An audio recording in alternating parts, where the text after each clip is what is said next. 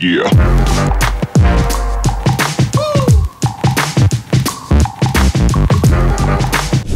E aí, cara, o que você espera?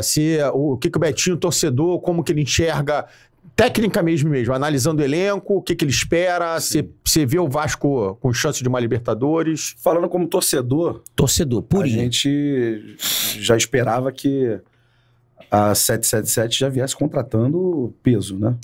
Só que você botando o pé no chão e lembrando do que a gente está passando já há muitos anos, há quanto tempo a gente não vê um planejamento, né? Então, assim, tá tudo sendo feito de forma...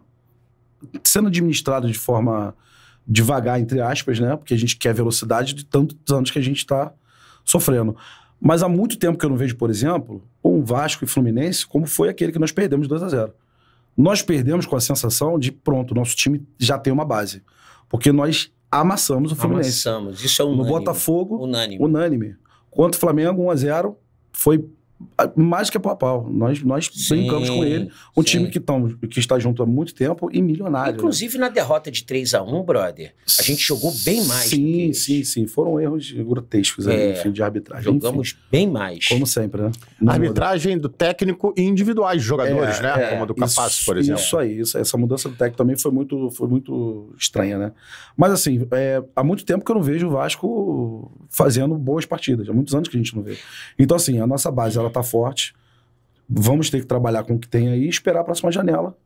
Eu acho que deve ter um planejamento, a gente não sabe tudo que tem lá dentro, mas deve ter um planejamento forte, deve ter nomes fortes já por vir, a gente espera que chegue aí. Então, o nosso famoso camisa 10 também, estamos precisando, né? Estamos aguardando, gente. Ô Betinho, a gente inclusive discutiu junto aqui a entrevista que o Paulo Brax deu pro Atenção Vascaínos. Não sei se você teve a oportunidade de ver essa entrevista, e se não viu, se você teve a oportunidade de ouvir alguns comentários da torcida. Tem uma galera que vai nessa linha aí que você falou, que tipo assim, ele que usa muito essa expressão, né, de enxergar o copo meio cheio. Sim. E outros que enxergam o copo meio vazio, isso aí. Né? Então, eu acho que é o seguinte, cara, todo mundo muda de opinião. E mudar de opinião é uma atitude muito inteligente. No momento, eu não concordo com a sua opinião. Sim, né? Sim. Por quê? Se a gente for comparar o Vasco de 2023 com o Vasco de 2022, o Vasco é 10 vezes melhor. Mas nós não podemos estar satisfeitos. Por quê? Alguns motivos, na minha ótica hoje, minha ótica de hoje. Primeiro que a gente tá você é empresário. Como você falou, né? Você tem os teus negócios que você investe. E a gente entende que, claro, cara, a gente não sabe do dinheiro que tá lá dentro, quanto entrou, quanto falta para entrar, mas todo mundo que investe em algo, e aí eu na minha vida eu sempre investi, eu sempre tive negócio, assim como ele, o início realmente é o início que você vai sangrar, não tem jeito, porque você tá investindo. Sim. Eu sempre tomo muito cuidado para falar isso, para não ser interpretado de uma forma assim, pô, cara, mas não é para investir com devaneio. Não, não é isso.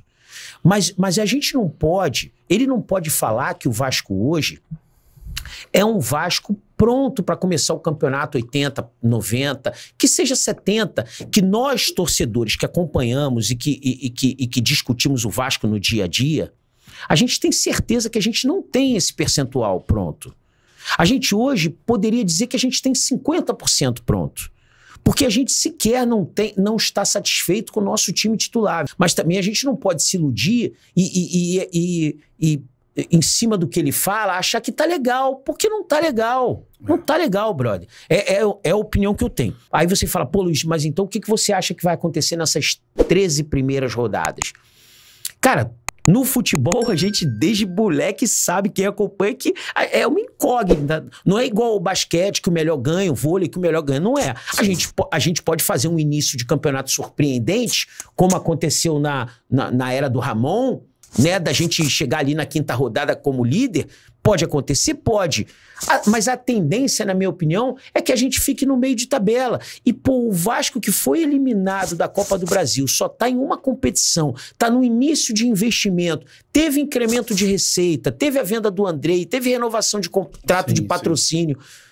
Pô, eu esperava mais agora nesse início. Pelo menos agora um azeite depois desse campeonato carioca de umas contratações de impacto que não fossem muitas não, irmão. Que viesse só uma de impacto, nem são as 3 que a gente quer. Um exemplo é que você está falando de investimento, né? A gente está falando de uma empresa que ela não vai jogar para perder, né? Ela vai realmente ter um corpo de sócios que vão fazer um planejamento. Quando a gente fala em investimento, eu, por exemplo, hoje eu trabalho com estética, né? Eu tenho alguns equipamentos que clínica nenhuma tem, mas... Que são máquinas caríssimas. Eu arrisquei. Foi uma aposta. Eu arrisquei, tive muita dificuldade, consegui pagar algumas, outras me enrolei tudo, mas consegui. Enfim, isso é arriscar, né? Eu acredito que a 777 não vai arriscar como a gente faria, né? Pra gente. Eles vão ter um corpo de planejamento para poder investir com a margem de erro bem pequeno. E isso é um perigo pra gente, porque a gente pode se tornar um top do Brasil, como o Palmeiras está sendo agora, ou a gente pode virar um Bragantino. Que tá aí com a SAF já há quanto tempo, né? Há muito tempo e vem sempre se mantendo ali. Fez até acho que primeiro ano SAF veio... 21. 21, né? Eles foram fantásticos. Chegaram em sexto lugar. Eu ainda achei que eles iam brigar pelo título. No chegaram começo, em sexto, cara. Entendeu? Mas depois foi aquilo... Pega um jogador mais barato, vende, faz dinheiro, bota dinheiro no caixa. O problema da nossa é esse também, né? Mas o Bragantino, olha a grande diferença, sem menosprezar. Claro. Não tem torcida, não precisa dar muita satisfação. Eu ia chegar nisso. A gente tem uma torcida gigante. Porra. No Brasil todo. Tanto que você pode botar, tu viu aí o ranking de público fora do Rio. A do Vasco ganha até do rival. Então, assim, a gente tem uma torcida gigante. Atuante e que cobra. Então, eles vão ter que fazer alguma coisa de mirabolante aí para poder levar a gente ao topo de novo. Você já conhece o Gigante Nordestino? Um restaurante típico com as mais variadas comidas do Nordeste brasileiro. Atualmente com 7 casas em todo o Rio de Janeiro. Temos unidades em Nova Iguaçu, Vista Alegre, Campo Grande, Jacarepaguá, Bangu Shopping, Aerotal e Recreio.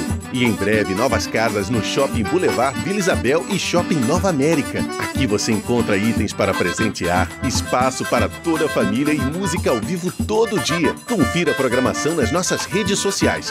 @Gigante Nordestino e faça a sua reserva pelo site gigantenordestino.com.br. Vem ser feliz no Gigante!